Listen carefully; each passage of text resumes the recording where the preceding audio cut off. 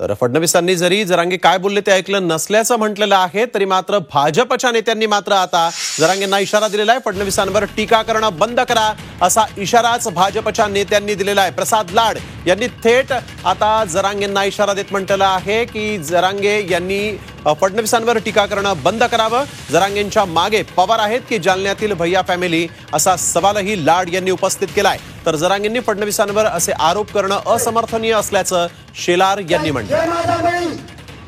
त्याच्या नावाखाली मागच्या 7-8 महिन्यात स्वतःचा राजकीय वरदस्त करण्याचा जो प्रयत्न जरांगे पाटील करत होते, त्याच्या मागचा बोलवता धनी कोण आहे त्यांनी सांगावं.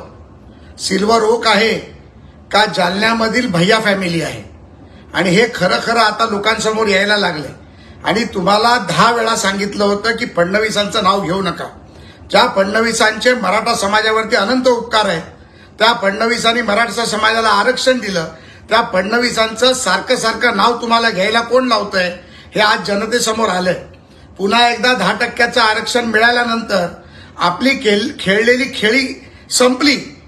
हे आजच्या तुमच्या पत्रकार परिषदेतून तुमची परिस्थिती लक्षात येते, तुमचं दुःख लक्षात येते. त्यामुळे समाजाच्या नावावर लेकरू लेकरू करून ढेकरू देण्याचं बंद करा. या कायदेशीर प्रक्रियेला पूर्ण करण्याचं काम मनोज जरांगे यांनी सुद्धा हे मान्य केलं होतं.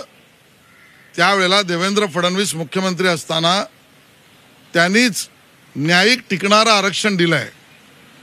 आणि त्यामुळे न्यायिक टिकणारं आरक्षण देणाऱ्या देवेंद्रजींवर असे बिनबुडाचे आरोप करणं हे आम्हाला मान्य नाही, ते असमर्थनीय आहेत.